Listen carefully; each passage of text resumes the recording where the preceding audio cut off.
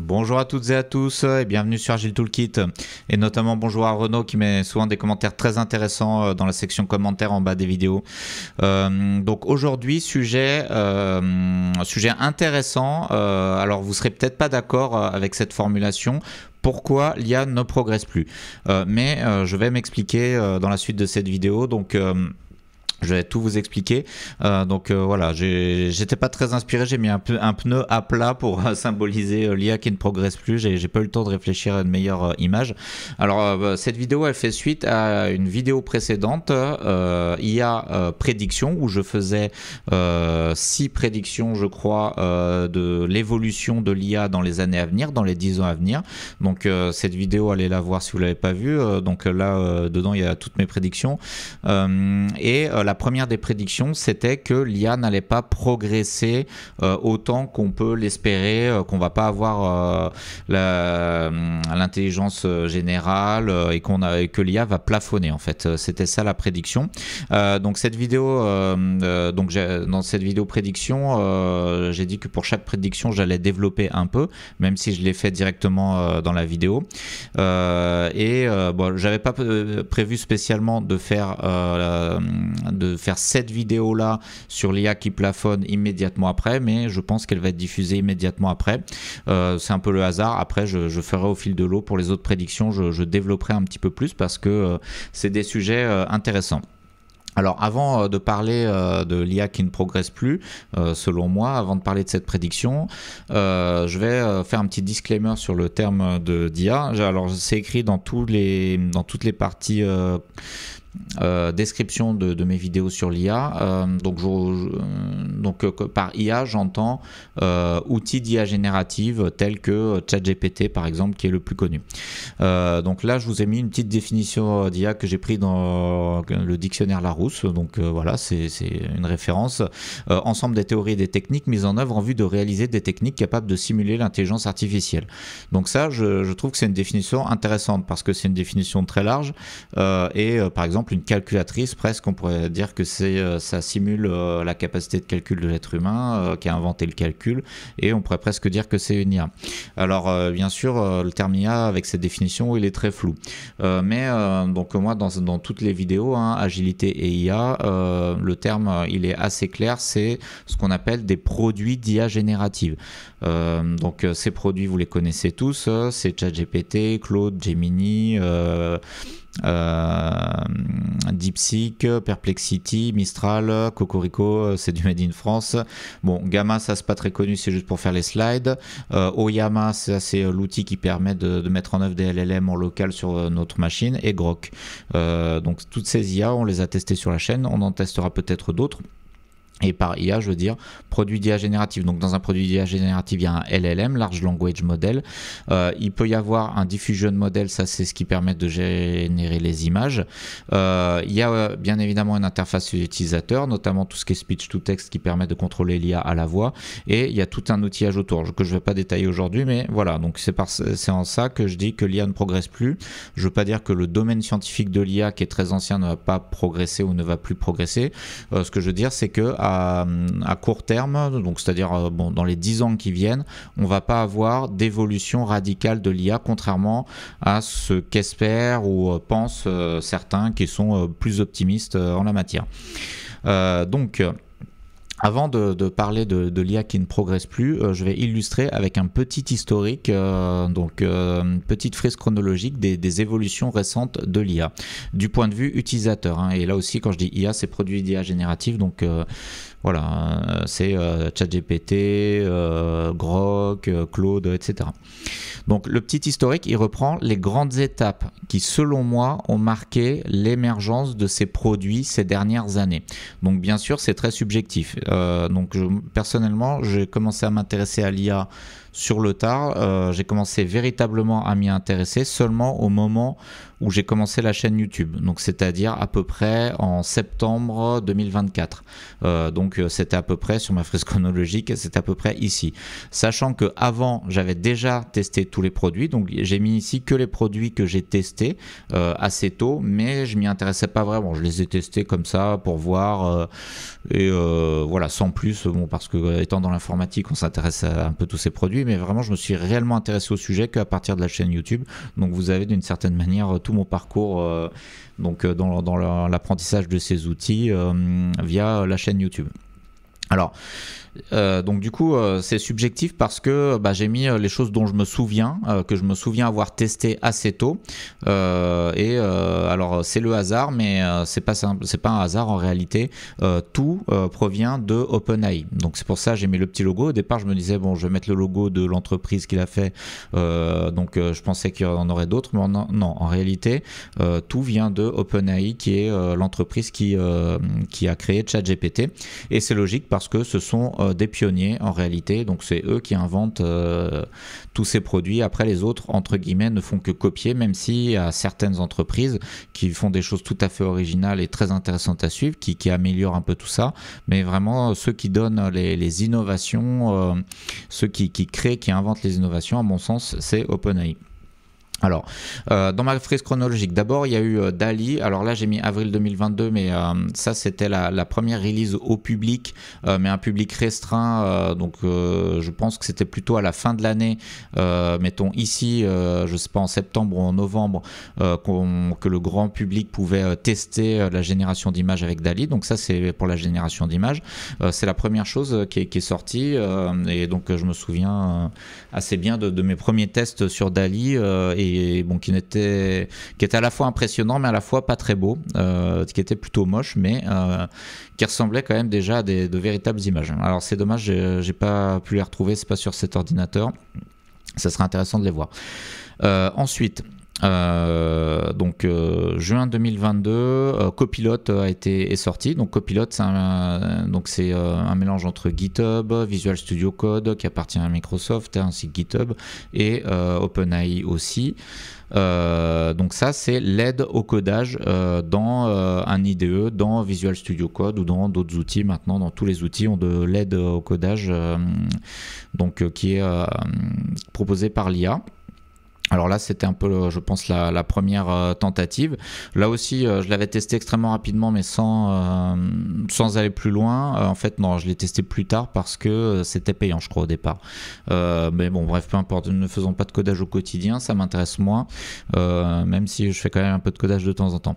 Ensuite il y a eu ChatGPT 3.5, qui était la première version de ChatGPT, et qui là avait déjà réponse à tout et faisait énormément de choses. Ensuite GPT-4, c'est une IA multimodale. Multimodale, ça veut dire que l'IA permet d'interagir, elle est entre guillemets, bon, moi je dirais tout terrain. Donc c'est une IA qui permet de faire plein de choses, qui a plusieurs modes de génération et de communication. Donc ça va être, elle va permettre de répondre aux questions textuelles, de générer des images. ChatGPT 4 permet de modifier les images. Il y a aussi toute la partie speech to text qui est intégrée, et ensuite il y a eu la fameuse version ChatGPT 4o qui contient encore plus de modalités. Alors là j'ai oublié la chronologie. Alors si vous trouvez ça pertinent, vous pouvez le dire dans les commentaires, la différence entre GPT-4 et GPT-4o, mais toujours est-il que GPT-4o, pour moi c'est là où il y a le plus d'options. Il y a des tas d'options, il y a les GPT custom, il y a l'API, il y a le mode, comment ça s'appelle, le mode Canva, il y a vraiment énormément de choses. C'est vraiment un outil très, très polyvalent qui permet un peu de tout faire. Donc ça, pour moi c'était une grande étape, c'était un peu une sorte d'aboutissement. GPT-4o, c'est le LLM toute option. Alors il manquait quelque chose, c'était la possibilité de faire des images avec du texte et avec une certaine logique dans l'image, comme des schémas. Et bien ça a été introduit par GPT, alors ça s'appelle je crois GPT Image 1, Image 1. Donc là j'ai mis le lien qui introduisait ceci. Donc ça, on voit des images générées, et la grande nouveauté c'est qu'on pouvait demander de générer du texte dessus. Donc pour moi ça c'est vraiment ce qui manquait. Il y avait pour générer des schémas, je préférais encore à l'époque utiliser Claude, mais maintenant, je fais quasiment tout avec ChatGPT 4o. Et il y a GPT-5 qui est sorti, sauf que je ne l'ai pas mis sur la frise chronologique, puisque au moment où j'ai fait le slide, GPT-5 n'était pas encore sorti. Alors là, il est sorti en juillet, je pense, ou fin juillet 2025, donc à peu près ici au milieu. Et il a quand même pas mal déçu. Là où on nous annonçait un modèle beaucoup plus intelligent, bon, de mon point de vue, il n'y a pas de grosse différence, mais bon, sachant que c'est déjà très bien ChatGPT 4o, alors maintenant c'est ChatGPT 5. Alors, et fondamentalement, pour la partie LLM, bien sûr, à chaque fois il y a des améliorations, mais je pense que GPT 3.5 était déjà utilisable, était déjà très bien, et là on a juste quelque chose de mieux. Alors, l'IA ne progresse plus, donc c'est discutable en quoi cette IA ne progresse plus. Alors bon, déjà vous pouvez très bien penser que l'IA progresse et être émerveillé chaque jour par toutes les nouvelles fonctionnalités, et ça c'est vrai. En partie, c'est un peu subjectif. Donc là, j'ai pas de benchmark, c'est vraiment un ressenti pour dire que l'IA ne nous propose plus de nouvelles choses impressionnantes qu'on n'avait pas avant, c'est juste de l'amélioration de ce qu'on avait déjà. L'IA est un peu plus puissante, hein. Alors quand je dis ne progresse plus, du coup, c'est un petit peu exagéré, mais en même temps, c'est la réalité parce qu'il y a certaines personnes qui nous prédisent que l'IA va par exemple remplacer le développeur entièrement. Bon, ça on voit bien que ce n'est pas le cas, que l'IA reste assez limitée en termes de capacité de développement sur des projets complexes. On nous avait prédit les agents qui vont travailler de manière autonome, etc. Là aussi ça reste très limité et je pense que ça plafonne. Alors je vais vous expliquer pourquoi selon moi l'IA ne progresse plus. Je vais vous donner mes arguments dans cette vidéo. Bien sûr, si vous avez d'autres arguments, n'hésitez pas à le dire dans les commentaires, tout en restant respectueux. Alors, mais avant ça, je vais quand même expliquer ce phénomène qu'on vit de progrès énorme de l'IA. Donc ça, c'est une courbe qui représente une croissance exponentielle. Donc une courbe très basique. Et on parle souvent des progrès exponentiels de l'IA.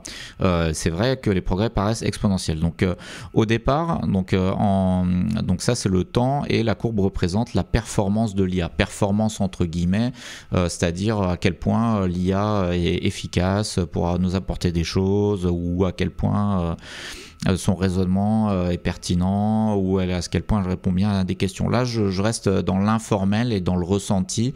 Je ne veux pas faire un benchmark complet parce que les benchmarks, c'est toujours très délicat. C'est un sujet vraiment très intéressant. Mais bon, par exemple, on nous dit que ChatGPT 4o ou ChatGPT 5 a le niveau d'un doctorant dans tous les domaines, mais en réalité je pense que c'est pas vrai. L'IA fait des choses peut faire des tas d'erreurs aussi et a des lacunes, donc c'est toujours difficile d'évaluer quantitativement le niveau d'une IA. C'est pour ça que j'essaie même pas, du coup, on reste dans le ressenti. Donc, pendant des années, donc je sais pas depuis quand les gens essayent de développer des LLM, des chatbots, mais ça fait certainement plusieurs décennies, on n'avait rien d'utilisable pour le grand public. Et même on avait des chatbots de services après-vente, des choses comme ça depuis quand même pas mal d'années. Ils n'étaient pas très intelligents, pas très utilisables. Je ne sais pas si vous en avez déjà utilisé. Donc pour un service après-vente ou par exemple sur Amazon, vous avez un problème avec votre colis, vous avez un espèce de petit chatbot qui vous répond. Bon, ça reste très limité. Donc ensuite, on a eu les premiers modèles utilisables d'IA. Donc ça, c'est les premières versions. Donc moi, sur mon graphique, j'ai mis ChatGPT 3.5. Donc ça, c'est la première modèle. Après, pour les images, on avait DALL-E. Et puis Copilot pour le code, même si je ne l'ai pas vraiment testé à cette époque. Donc là, on est très content. On voit des progrès. D'un seul coup, on franchit un cap et on a quelque chose d'utilisable. Et ensuite, on a des progrès, des gros progrès. Donc là, qu'on a vu pendant quelques années quand même, des progrès très conséquents et qui permettent les espoirs les plus fous par rapport à l'IA. Donc cette courbe, elle est tout à fait vraie. Le problème chez ceux que j'appellerais les enthousiastes, et parfois on me reproche moi-même d'être trop enthousiaste par rapport à l'IA, Donc le problème chez les enthousiastes ou les optimistes, d'une certaine manière, c'est qu'ils estiment que la courbe, elle va progresser indéfiniment, elle va continuer à être une exponentielle et que ce progrès, il va augmenter très très vite, vu qu'une exponentielle augmente très vite, et que l'IA va nous dépasser, nous, êtres humains, être plus intelligente que nous, et dans un scénario apocalyptique, nous attaquer comme dans Terminator et se rebeller. Donc ça, je n'y crois pas. Moi, je pense que ce qui se passe, c'est plutôt ça. Donc là, c'est la croissance sigmoïde. Alors sigmoïde, c'est une courbe en S, hein. Donc ça fait une forme de S. Et donc, on va retrouver la même phase que sur la courbe exponentielle avant, donc le gros progrès, espoir les plus fous, mais après, ça plafonne. Donc, on atteint un plateau où l'IA reste au même niveau. Et je pense que c'est ce qu'on est en train de vivre. Alors, on a peut-être encore quelques progrès à venir, donc peut-être au départ, ça se ralentit, donc peut-être qu'on est encore ici, mais à mon avis, on va vivre un plateau. Alors, pourquoi l'IA ne progresse plus? Pourquoi on va entrer dans ce plateau selon moi? Donc, je vous donne mes explications. Donc pour répondre à cette question, il faut se poser la question, qu'est-ce qui a permis à l'IA de percer? Qu'est-ce qui a permis à l'IA de progresser, voilà, d'arriver dans cette phase, premier modèle utilisable et gros progrès? Qu'est-ce qui a permis à l'IA d'exploser? Eh bien, à mon sens, c'est trois choses. La première chose, c'est des découvertes. Donc, les découvertes, c'est les transformers et les GPT, Generative Pre-Treatment. Je crois que c'est ça le terme. Il me semble que c'est ça. Bon, dites-le en commentaire si je me suis trompé, je ne m'en souviens plus. Donc ça, ce sont des découvertes fait par des scientifiques. Donc là, un petit scientifique avec une lumière. Donc voilà, donc ça c'est une première chose. La deuxième chose, c'est la quantité de données qu'on a pu accumuler. Une quantité de données astronomiques. Donc ces données, elles viennent d'Internet, des réseaux sociaux, de tout ce qu'on met sur Internet. Donc moi-même, je suis en ce moment même, avec cette vidéo, je rajoute des données encore sur Internet, donc sous forme de vidéo. C'est tous les textes, tous les livres qui ont été numérisés, etc. Donc avant les années 90, ces données, elles étaient présentes sur des livres en papier, mais pas sur Internet, parce qu'Internet n'était pas aussi développé. À partir des années 90, l'Internet s'est développé très rapidement. Bon, ça a commencé avant, mais c'était pas grand public.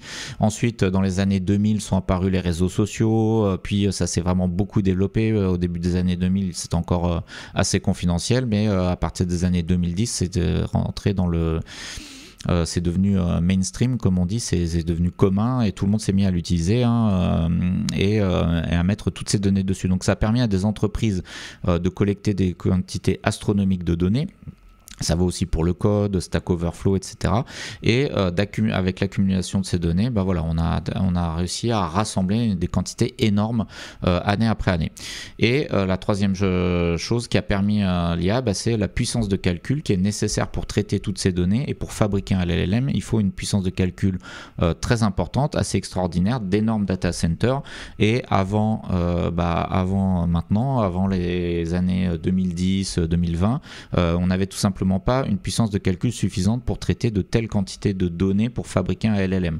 On pouvait faire des choses plus simples, mais là maintenant, voilà, pour fabriquer les gros LLM, les bons LLM, il faut vraiment une puissance de calcul assez importante. Donc ça sera intéressant d'ailleurs de la mesurer, peut-être pour une autre vidéo. Bref, on a eu ces trois choses dans les années 2010, milieu des années 2010, fin des années 2010, enfin je sais pas, c'est un peu flou dans la chronologie parce que c'est pas arrivé tout d'un seul coup le même jour, hein. On a eu ces trois choses qui se sont développées en même temps, et bien là ça a été le jackpot et ça nous a permis de créer des LLM, les LLM qu'on connaît, ChatGPT et tous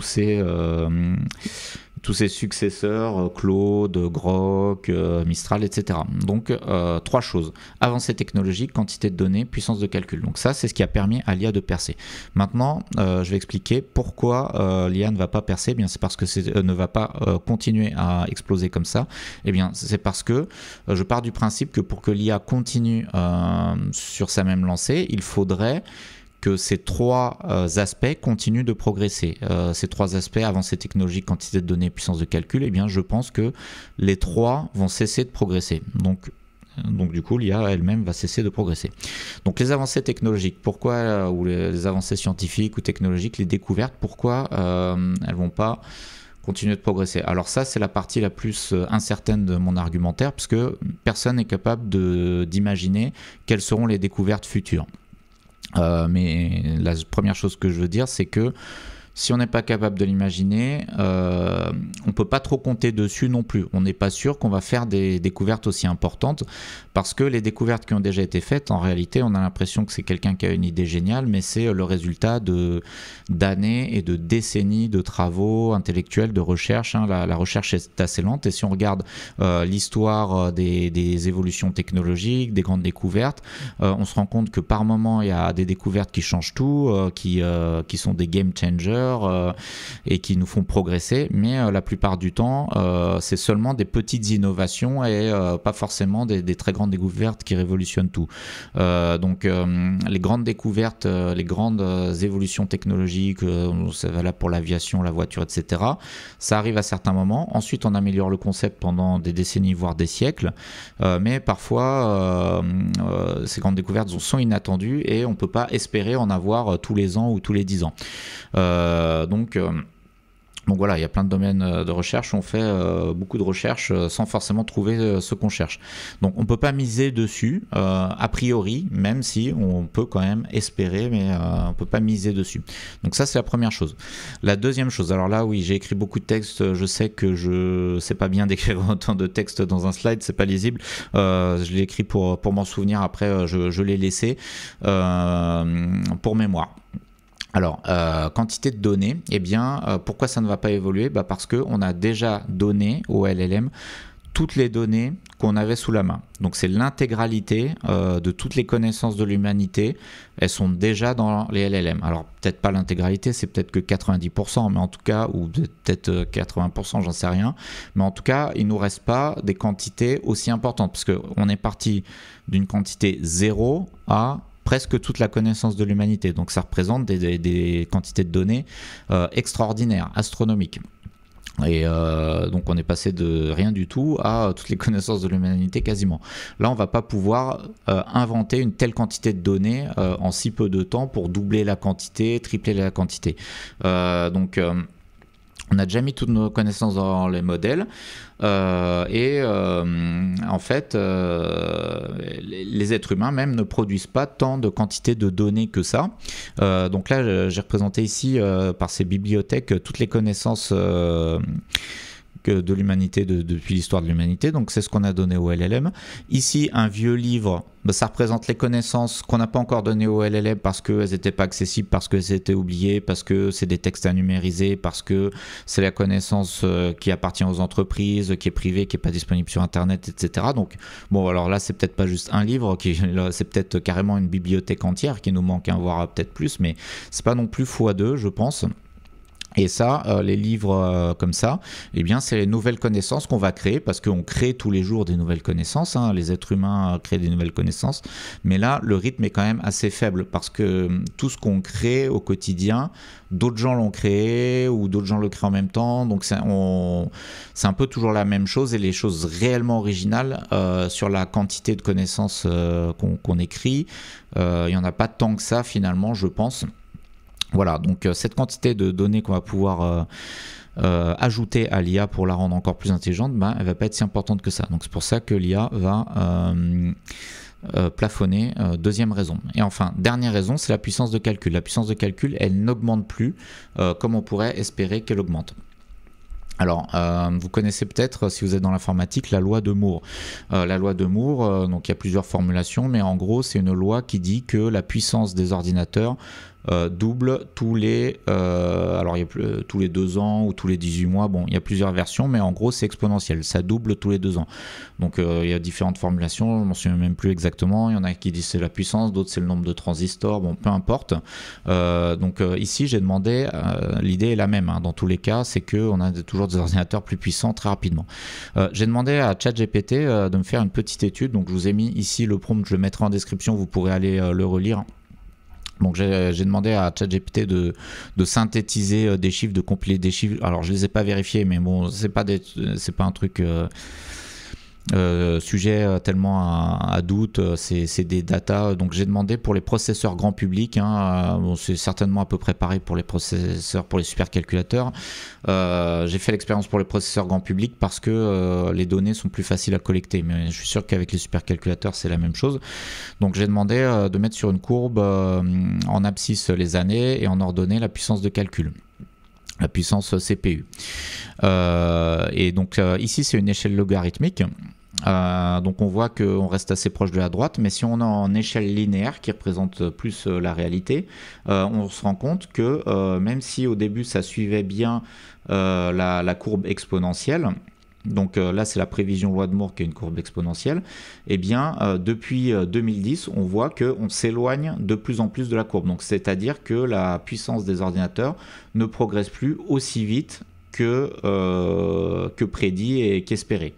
Bon, ça progresse quand même toujours, mais si on zoome un petit peu, donc ici j'ai mis seulement 2007, on voit que depuis 2007 c'est passé de, bon je sais pas, c'est très difficile à lire parce que au départ ça augmentait quand même assez vite, mais donc on a fait peut-être x20 depuis 2007. Donc voilà, vous regarderez les chiffres exacts dans les GPT Custom si vous voulez confirmer ça.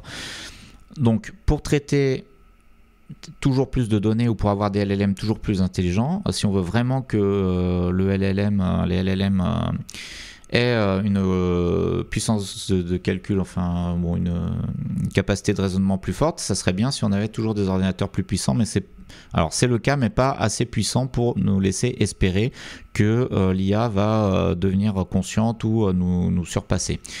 Et en plus, donc bon, ça faudrait des chiffres un peu plus précis, ça reste à discuter, mais la loi de Moore, ça va être de pire en pire. Non seulement on ne suit pas les prédictions, mais on s'éloigne de plus en plus de la prédiction, et dans les années à venir, on peut imaginer qu'on arrivera à un moment où les processeurs ne progresseront plus parce qu'on arrive à la limite de la technologie sur laquelle on construit notre informatique, la technologie qu'on développe. Les processeurs sont gravés de plus en plus finement, mais on arrive à une limite au-delà de laquelle on ne peut pas aller parce qu'on a atteint la taille de l'atome. Et dans ce cas, quand on aura atteint cette limite, eh bien, les processeurs basés sur les technologies actuelles ne pourront plus progresser ou très peu. Alors, il faudra inventer un autre type d'informatique, par exemple l'informatique quantique. Mais en tout cas, ce n'est pas encore inventé finalement, ou c'est pas accessible au grand public.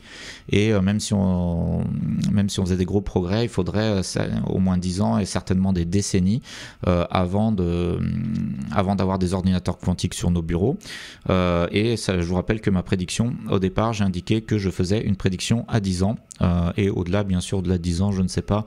Plus on avance dans le temps et plus c'est difficile. Alors, bon, de toute façon, je pourrais toujours me mouiller, mais bon, au-delà de 10 ans, ça devient difficile d'imaginer ce qui va se produire, hein. Même certains diraient que je suis déjà présomptueux de vouloir prédire l'avenir de l'IA à 10 ans. Mais bon, voilà, c'est histoire de réfléchir. En tout cas, voilà, je vous donne des arguments concrets. Pourquoi je pense que l'IA va plafonner dans une certaine mesure. Parce que dans toutes les vidéos, dans les conférences, etc., donc il y a des gens qui disent que l'IA, alors moi je trouve que c'est super déjà et que ça va continuer à progresser un petit peu, mais il y en a qui disent que c'est pas bien, qu'il y a des bugs, etc. Mais à l'inverse, il y en a d'autres qui disent que l'IA augmente de façon est intelligente, de plus en plus intelligente de façon exponentielle. Bon, ça je pense que c'est pas le cas, et en plus ils prédisent que elle va devenir encore plus intelligente très rapidement et surpasser l'homme et atteindre la singularité technologique. Bon, là je pense que c'est très optimiste, et ça je n'y crois pas du tout, donc c'est pour ça que je vous fais cette vidéo, pour vous donner mes arguments. Alors beaucoup les gens qui prétendent ça, souvent ils expliquent pas forcément leurs arguments. Pourquoi ils pensent ça, c'est une bonne question. Bon, alors c'est vrai que c'est un peu technique, là je suis obligé de faire une vidéo de 30 minutes pour expliquer. Si on voulait aller creuser vraiment dans le détail, faudrait faire des vidéos encore plus longues. Mais voilà, au moins vous avez le cœur de mon idée. Alors voilà, une solution qu'on peut faire, c'est des data centers toujours plus gros. Donc là, on a un gros data center, et ben, on peut faire un data center 3 fois plus gros. Alors après, ça pose des problèmes d'écologie, notamment de coûts aussi, de rentabilité, etc. Donc c'est pas sans problème. Et on voit que les grands acteurs de l'IA, ils construisent des data centers toujours plus gros et même ils fabriquent des centrales électriques. Il y en a qui veulent fabriquer des centrales nucléaires pour alimenter ces data centers.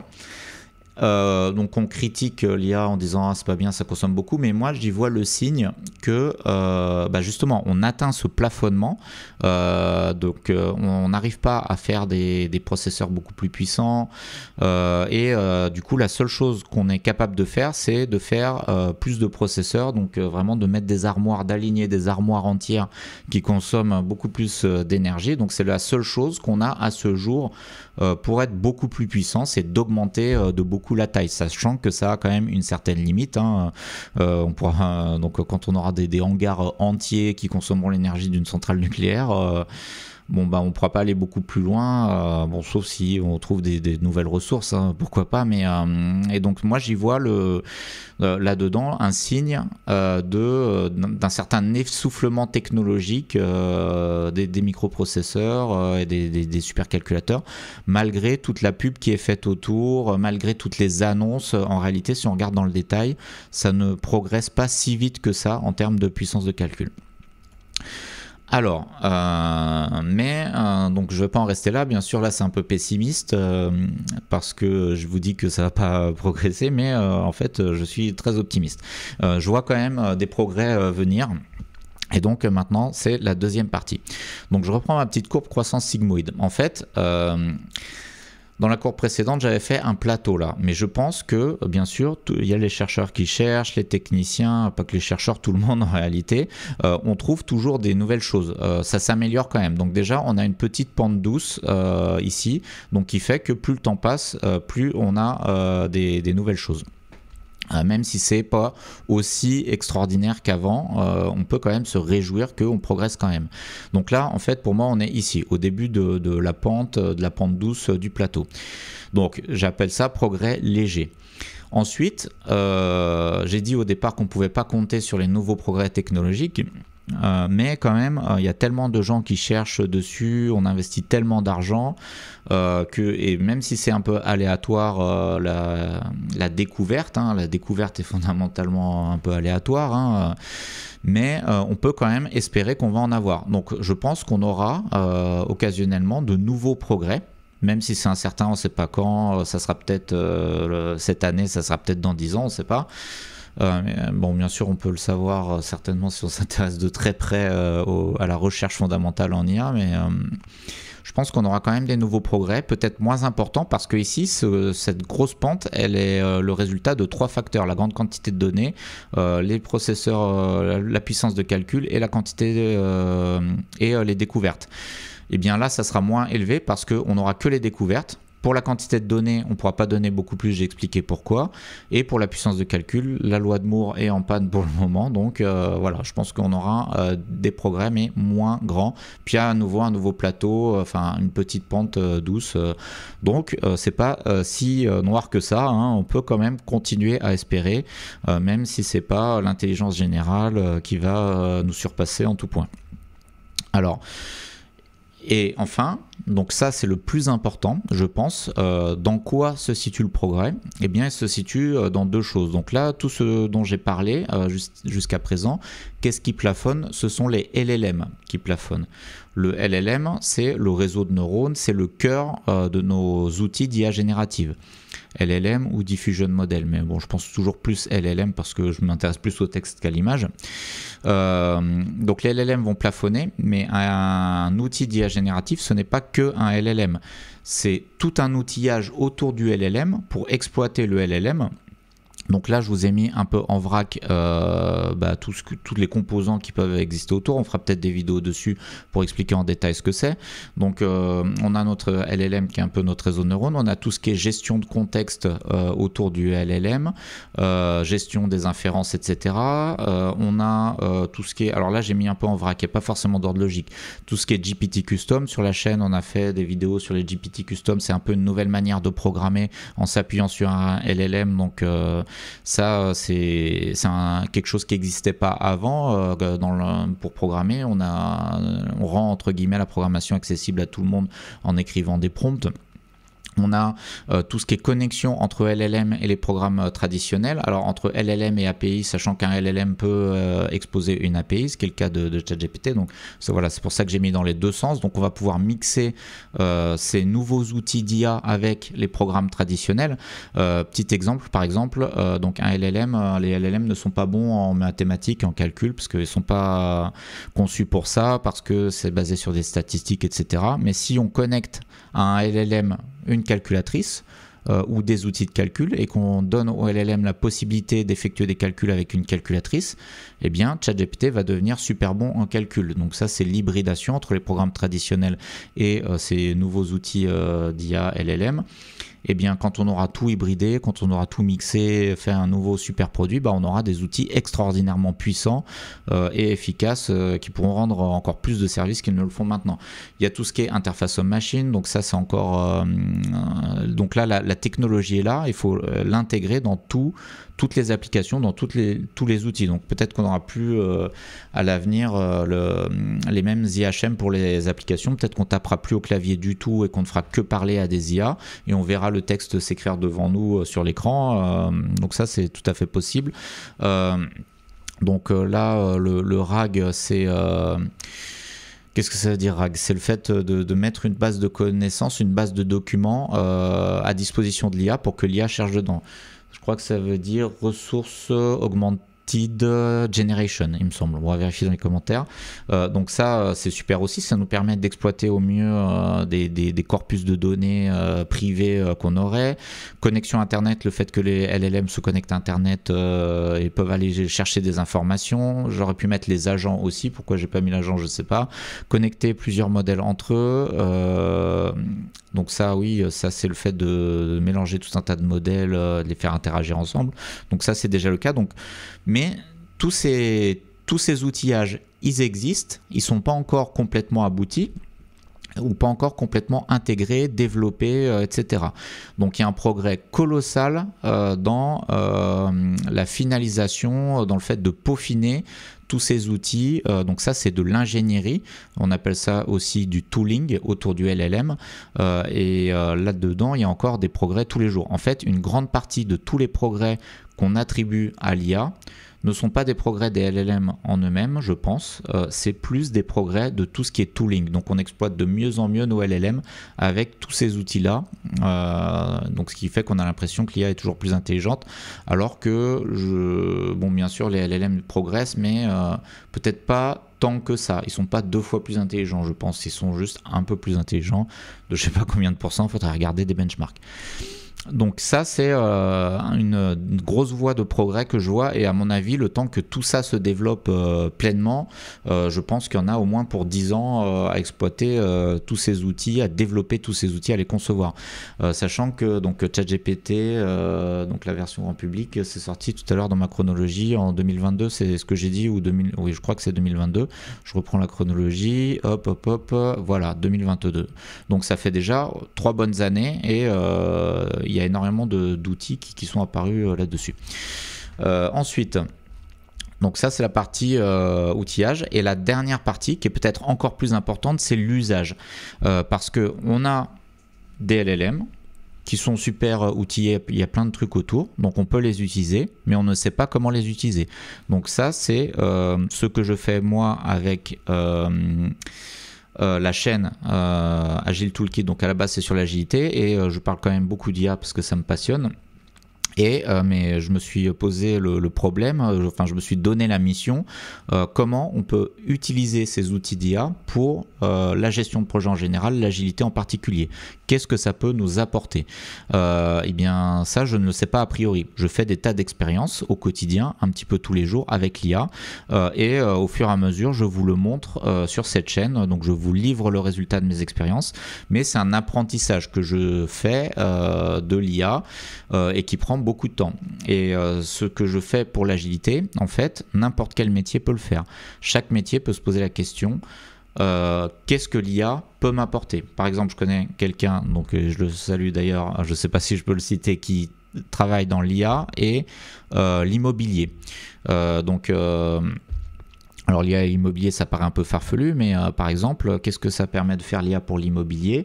Dans l'immobilier, il y a beaucoup de juridique, il y a beaucoup de contrats. Donc on peut donner des contrats à l'IA et demander à l'IA d'analyser les clauses. On peut questionner un contrat pour savoir si, je sais pas, bon, j'y connais rien juridique, mais bon, vous imaginez. IA et immobilier, qu'est-ce qu'on a d'autre? On a, par exemple, il y a des plans d'une maison. Je veux acheter une maison, je veux savoir comment je peux aménager la maison, les pièces, est-ce que je vais pouvoir mettre le canapé à tel ou tel endroit?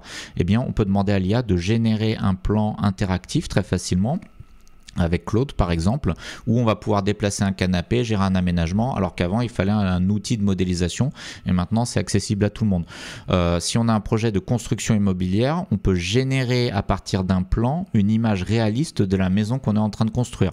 Donc bon, ça c'est pour le métier de l'immobilier, mais après tous les métiers peuvent bénéficier d'une manière ou d'une autre, alors peut-être pas tous, mais peut-être que tous quand même, j'en sais rien. Tous les métiers peuvent se poser cette question, qu'est-ce que l'IA peut m'apporter? Et ça, c'est un travail très long parce que il faut que ça soit les professionnels de chaque métier qui se posent cette question, parce que moi, par exemple, si vous me demandez qu'est-ce que l'IA peut apporter à l'immobilier, bon là, je viens de vous le dire parce que je connais quelqu'un, mais qu'est-ce que l'IA peut apporter aux fabricants de voitures, bon, j'en sais rien, ou à n'importe quel métier, mais il faut que ce soit les experts du métier qui se posent cette question, parce que c'est eux qui sont compétents pour savoir ce que l'IA peut apporter à leur propre métier, mais il faut aussi connaître l'IA, donc il faut apprendre à l'utiliser. Donc tout le monde doit apprendre à utiliser ces outils. Et bien sûr, il n'y a pas de formation. Alors voilà, c'est le moment où je vais vous vendre ma formation. Donc pour la modique somme de je ne sais pas combien, je vais en 10 heures, vous allez devenir un expert de l'IA. Non, en fait, c'est une blague. Je ne vends pas de formation sur l'IA. Peut-être que je devrais, mais donc voilà, ce que je fais sur cette chaîne, c'est entièrement gratuit et je n'ai pas de formation à vendre. Mais chaque métier, je pense, pourrait gagner à apprendre l'IA. Donc on peut l'apprendre par ses propres moyens ou via des formations, certainement des très bonnes formations. Et connaissant l'IA, se poser la question, quels sont les use cases où l'IA sera efficace pour mon métier. Et ça, je pense que comme l'informatique a mis des années, même des décennies à s'implanter dans tous les métiers. Maintenant, il y en a un peu partout. Au début des années 2000, on pouvait encore se poser la question si l'informatique, ça allait durer ou pas. On n'aurait jamais imaginé que ça s'implanterait autant dans tous les métiers. Pourtant, c'est le cas, c'est incontournable. Et on a tous un smartphone dans la poche, un ordinateur ultra puissant dans la poche et qu'on utilise tous les jours. Ça sera pareil pour l'IA. Sauf que, à mon avis, ça va prendre du temps. Ça va prendre, je pense, quelques années. Ça sera peut-être plus rapide que l'adoption d'Internet, mais j'en suis même pas sûr, ou que l'adoption de l'ordinateur. Si, je pense que ça sera quand même plus rapide, mais ça va prendre au moins plusieurs années. Je pense que l'ordre de grandeur, c'est minimum 10 ans, voire beaucoup plus. Mais au fur et à mesure qu'on va faire ça, eh bien, on va gagner les bénéfices de l'IA, c'est-à-dire qu'on va être plus efficace, on va pouvoir faire les mêmes choses mais en moins de temps. Voilà, on va pouvoir avoir des progrès, l'IA va nous solutionner des solutions. Donc ça, c'est la vision optimiste, bien évidemment. Donc voilà, je vous ai tout dit sur ce que je pense de ce sujet. Pourquoi je pense que l'IA ne va pas progresser de manière radicale et devenir plus intelligente que nous à court terme. Bien sûr, à long terme, on peut tout imaginer. À 100 ans, on peut tout imaginer. Ça, là, je ne ferai pas de prédiction aussi lointaine. Là, c'est mes petites prédictions pour les années à venir. Donc on peut être rassuré, l'IA ne va pas, je pense, nous attaquer et nous surpasser très rapidement. On peut être aussi rassuré pour nos métiers, parce que même si l'IA va certainement détruire des métiers, comme je sais pas, je pense à traducteur par exemple, ça va en pâtir, ou des tas d'autres métiers. Elle ne va pas remplacer tous les métiers parce que pour plein de métiers en fait il y a encore besoin de l'homme, hein, tout simplement. Donc, mais on peut quand même espérer des gains, des progrès, des améliorations petit à petit, donc le temps d'apprendre à maîtriser l'outil. Voilà, donc j'espère que ça vous a intéressé. N'hésitez pas à commenter. Peut-être vous avez d'autres arguments. En fait, je suis sûr qu'il y en a plein d'autres auxquels j'ai pas pensé. Mais voilà, comme j'ai envie d'avancer, j'ai plein d'autres sujets à vous présenter sur la chaîne. Donc je fonce. Je réfléchis pas énormément. Ça me prend déjà pas mal de temps de fabriquer les slides. J'essaye d'interagir aussi donc avec le public. Donc voilà, faut battre le fer tant qu'il est chaud, hein. Voilà, petite icône, c'est en forgeant qu'on devient forgeron, c'est pour ça que j'ai mis cette image. Donc merci à tous de me suivre sur cette chaîne, merci pour votre attention et à très bientôt pour de nouvelles vidéos.